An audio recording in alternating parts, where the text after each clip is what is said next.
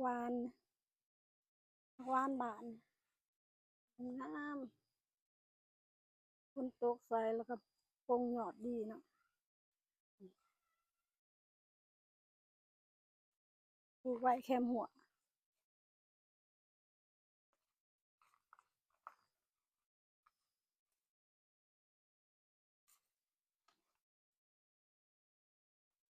นี่คือส่วนครัวเฮาเนาะนี่จะเป็นอันผักหอมเปรย์นี่นะหลายๆดิจะเสียหญ้าออกเพราะว่าหญ้ามันขึ้นหลายเนาะหอมบัวจะปลูกใส่กระถางเอาเนาะปลูกใส่ดินแล้วบ่งามเป็นน้ำดินนี่แหละต้นบักฮุ่งอันนี้นะมันเป็นตัวผู้มันบ่เป็นมากนะเขาก็เลยว่าตัดยอดมันออกแล้วให้มันโป่งใหม่เนาะโป่งใหม่ก็ยังเป็นตัวผู้คือเก่าเนาะเด้มันมันแตกยอดมาแล้วมันก็เป็นดอกตัวผู้คือเก่าสงสัยสิได้ตัดทิ่มแหละยังต้นนี้นี่ตัวผู้หรือตัวแม่นี่ตัวนี้นี่ก็ตัวผู้แล้วนี่ยังต้นนี้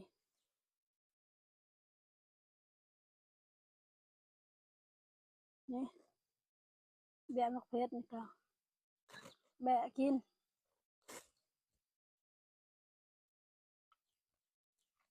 นี่มันสักครู่นะบ่หัวมันมันเป็นสีขาวๆแล้วก็เป็นใหญ่นะมันจะบ่หวานเนาะมีผักอีตู้นี่มันตายนี่นะวัวมันเป็นหยัง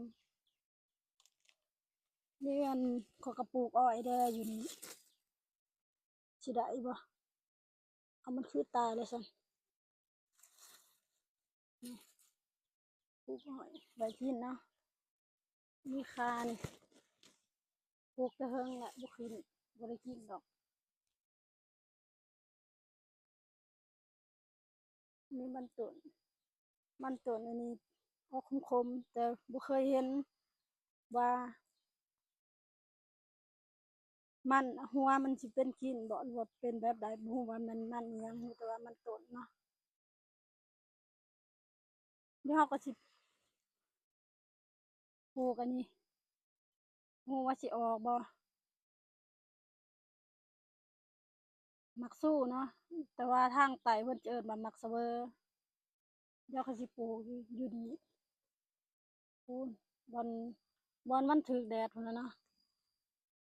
ว่าเราปลูกปะอยู่โฮมแล้วมันจะบ่งามเนาะแล้วแล้วก็สิเสียหญ้าอยู่แถวนี้หน่อยหนึ่งเนาะจักหน่อยล่ะไปเฮ็ดกินจักหน่อยลูกตื่น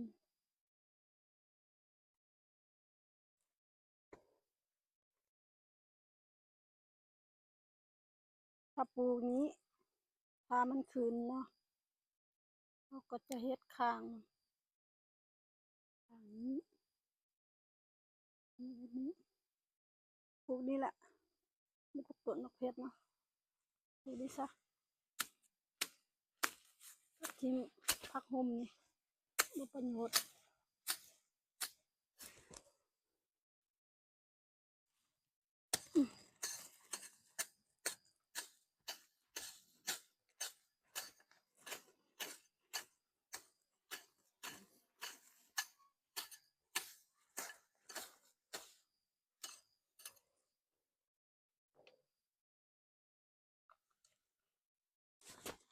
นี่เนาะ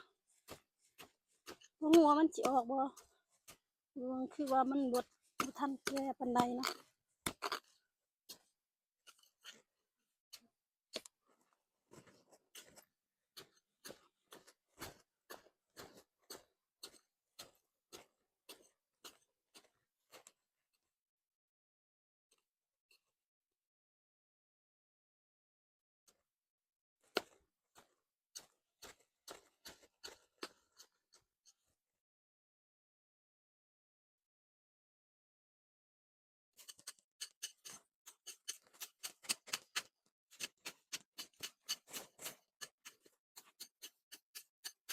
ฮ้อนอยู่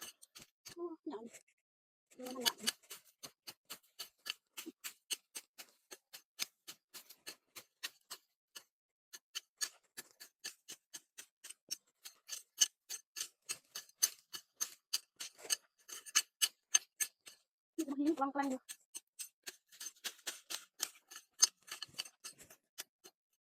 คนโตนี่ลกเอาลกได้ดูแท้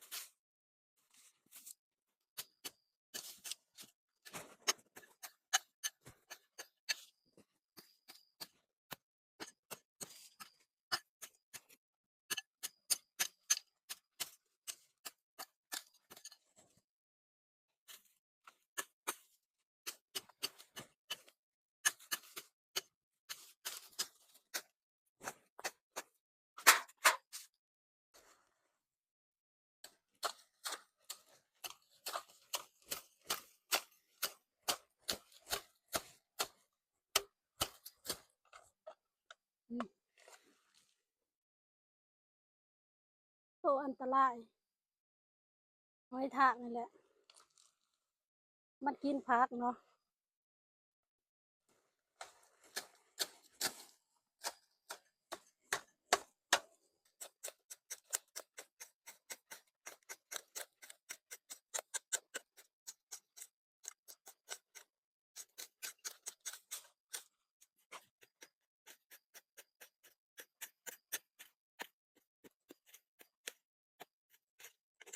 อยู่ดีตัวนึงนี่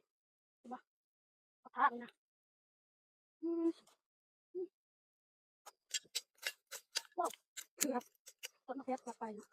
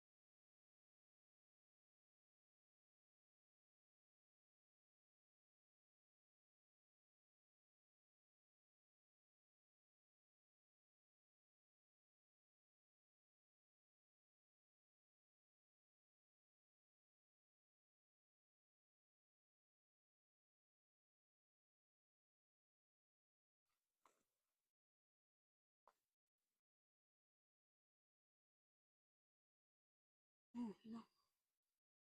ไปแล้ววะนี่อ๋อมันสิกัดว้าตกใจหมดมันสิกัดข่อยนี่เห็นบ่หัวมันงูอีหยังล่ะนี่มึงมันอ้าปากอยู่นะพุ่นๆหางมันอ้